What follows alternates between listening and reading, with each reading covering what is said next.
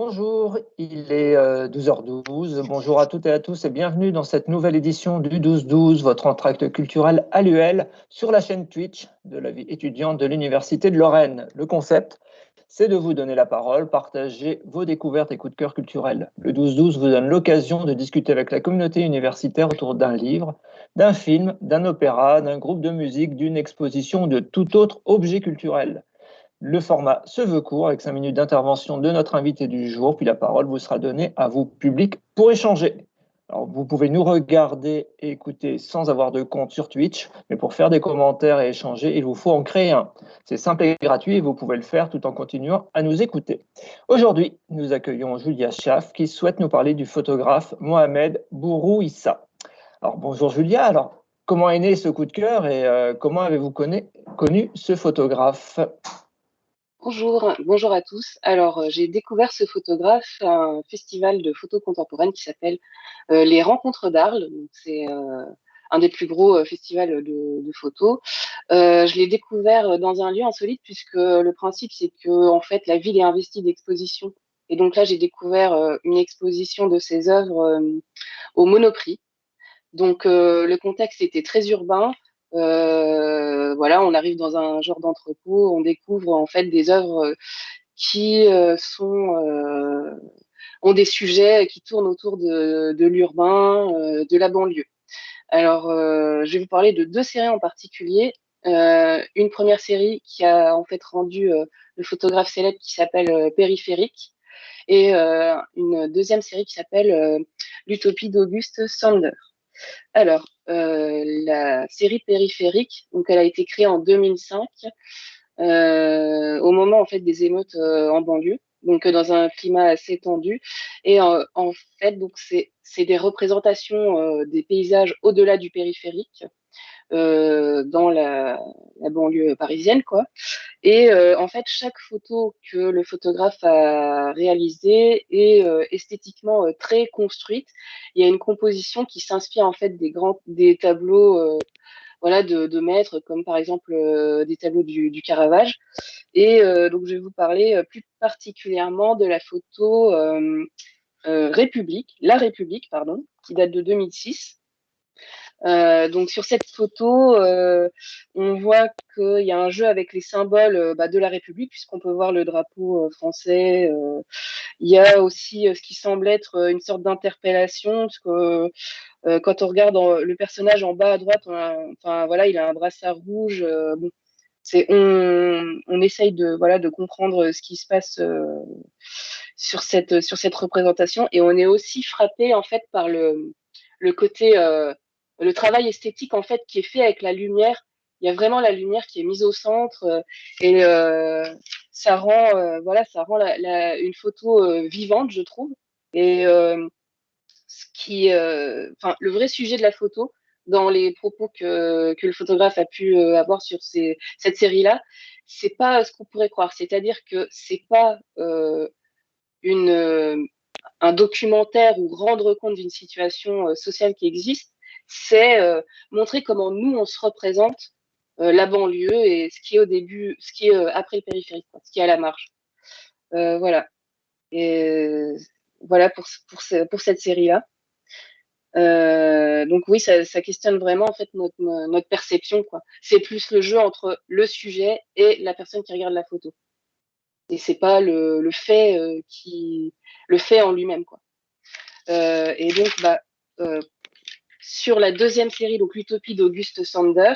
Alors là, on passe en fait à quelque chose c'est de la photo, et en même temps, la photo, elle sert de matière documentaire pour rendre compte ce qu'on pourrait appeler une performance. Donc en fait, le principe, c'est que le photographe, il a installé un Fab Lab pour fabriquer des petites statuettes 3D. Et le but, c'était de scanner des gens pour faire ces petites statuettes. Et en fait, donc, il a été chercher des demandeurs d'emploi à la sortie des pôles emploi. Donc, c'était un genre de Fab Lab mobile. Si je me trompe pas, c'était même dans un genre de camionnette, en fait. Voilà, les chômeurs rentraient, ils se faisaient scanner, après ils repartaient avec leurs petites statuettes. Et du coup, le photographe, il explique donc qu'il se sert de situations réelles, de documents, mais c'est pour créer autre chose, pour créer un concept. Et donc, en fait, le nom de cette série, donc l'Utopie d'Auguste Sandler, ça fait appel à une démarche qu'avait eue donc Auguste Sandler. En fait, c'était un photographe allemand, et la démarche qu'il avait eue, c'était de vouloir dresser le portrait contemporain du peuple allemand. Donc, il part de ce postulat-là pour en faire une représentation du chômeur. Et il y avait même un slogan au départ pour faire venir les gens, pour qu'ils se fassent en gros scanner, c'était devenez un monument. Et après, donc, une fois qu'il avait créé ces petites statuettes, le photographe, il les a vendues ou fait vendre au marché aux puces à des prix dérisoires. Et enfin, là, c'est un peu comme un genre de pied de nez au marché de l'art au final, parce que c'est des œuvres certifiées, numérotées, mais c'est vendu au marché aux puces, voilà, comme un bibelot, quoi, en gros. Et donc, moi, ce qui me plaisait dans ce photographe-là, en fait, c'est vraiment d'allier le travail esthétique et en même temps la construction narrative et qui nous interroge, en fait, sur notre manière d'aborder les choses. C'était ça qui me plaisait le plus. Et donc, je vais citer une phrase qu'il a dit. Donc, en fait, il dit, je prends différents éléments que je combine pour créer des nouvelles possibilités et de nouvelles façons de penser. C'est sur ce territoire en construction que je me situe. Et voilà, cette idée du territoire en construction et que la photo puisse permettre en fait de s'approprier des endroits qu'on voit tous les jours et de les voir autrement, c'est ça qui me plaisait beaucoup chez ce photographe-là, en plus de la qualité esthétique de ses photos. Voilà, mon coup de cœur du jour. Très bien. Alors, en attendant quelques remarques et commentaires ou questions du public qui nous écoute, alors effectivement, j'avais pu voir également cette exposition à Arles à l'époque.